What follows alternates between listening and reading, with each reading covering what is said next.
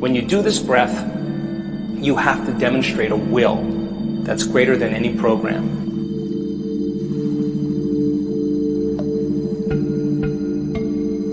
You have to find a level of intensity or a level of passion that's greater than the body as the mind or any addiction to any emotion.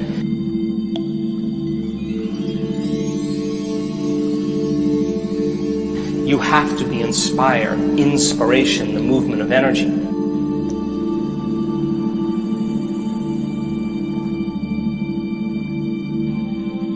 It's important for you to keep practicing. Many people, they do it once or twice and they say, nothing happened, I'm going to give up. But my question is, how long have you been thinking and feeling in these loops, and what is it going to take to begin to disturb that energy so you begin to shake it loose?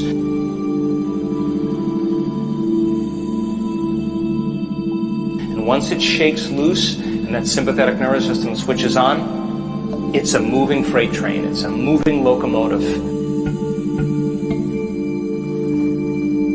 Because once this energy starts to move, and a movement of that energy, once it reaches the brain, is going to create a positive charge in the head, a negative charge at the base of the spine, and once it reaches the brain, now you're going to have an invisible electromagnetic field surrounding your body. And now your body is a magnet, and now you've liberated that energy that's been stored in there. That creative energy is now liberated for you to begin to create a new life, to heal your body, to have a mystical experience, whatever your desire is. So be kind to yourself and practice it methodically and slowly. And if you keep practicing it, just like any skill, it'll get easier and easier. Good luck.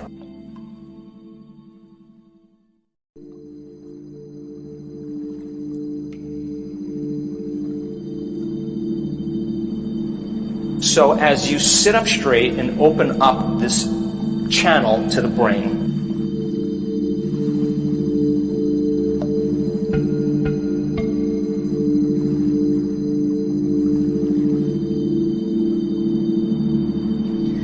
in one slow, steady breath, as you inhale, you're going to lift those muscles, perineum, front and back, up at the same time.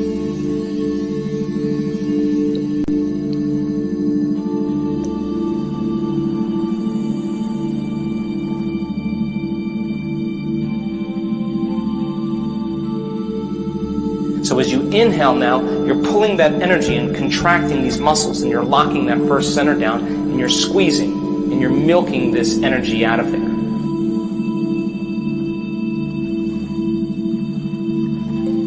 So it goes first center, then you follow your breath into the second center, and as you follow your breath into the second center, now you lock this one down. And the way you lock it down is you pull in your belly button close to your spine. You pull it in.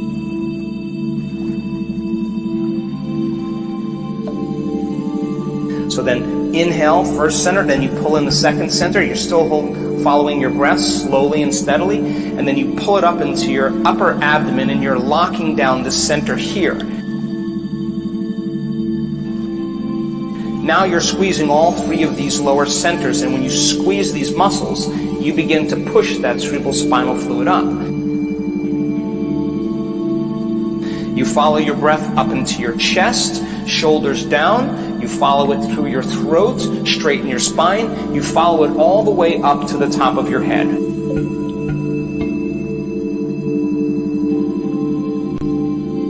Now, where you place your attention is where you place your energy. So you want that energy to move right to the top of your head.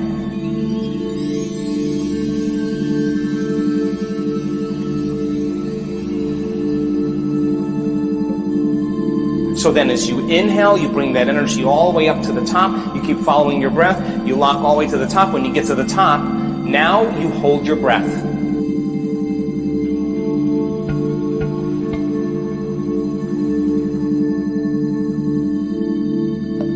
And when you hold your breath, you contract those intrinsic muscles.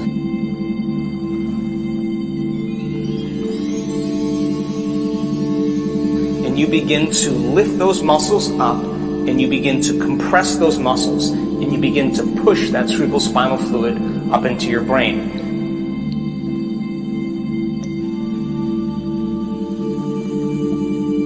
So then, why do I ask you to inhale and hold your breath? Now, this isn't inhaling and turning purple and pushing. If you're doing that, you're doing it wrong.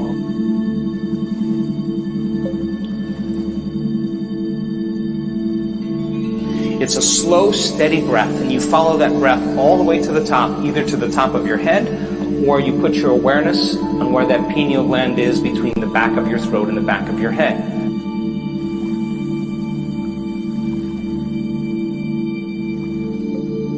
Now, when you inhale, that inhalation is very slow and very steady. It's not a big inhalation and pushing.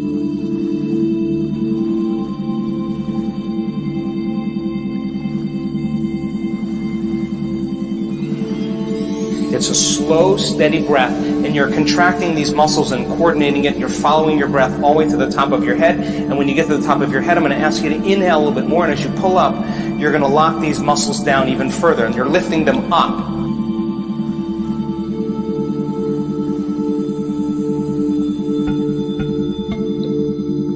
Once you lift them up and you have your attention either on the top of your head or the space that your pineal gland occupies in space, I'm going to ask you to lock those muscles down and pump, squeeze, or push.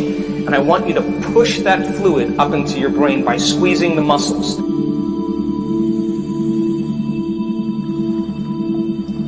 Not by holding your breath harder, but by squeezing those muscles.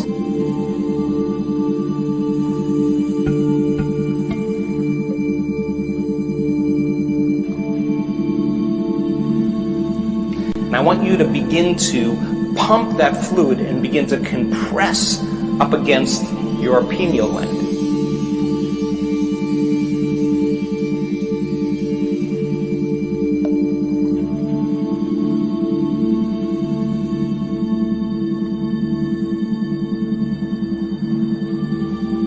When you do this breath, you have to demonstrate a will that's greater than any program.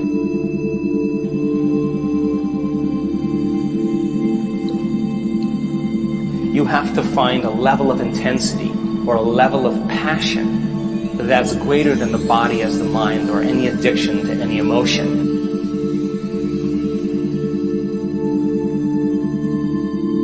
You have to be inspired, inspiration, the movement of energy.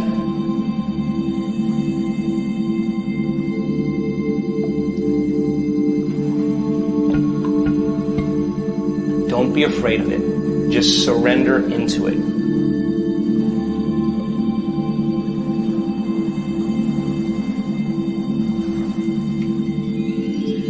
For some people, their body will do unusual things. That's information trying to be integrated into it. Don't be afraid of it. Just surrender into it.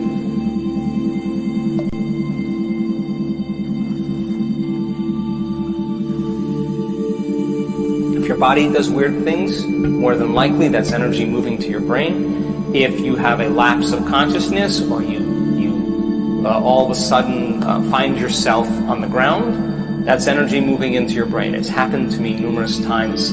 It's a sign that you're getting close, or at least doing it correctly.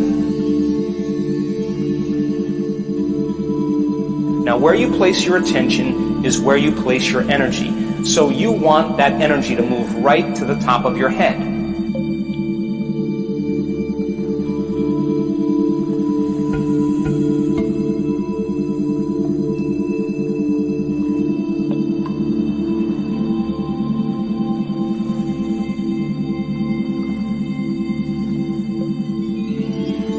Inspiration, the movement of energy.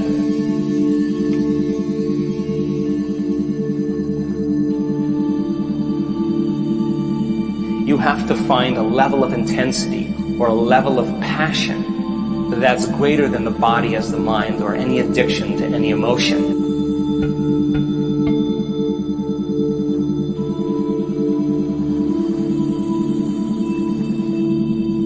Don't be afraid of it. Just surrender into it.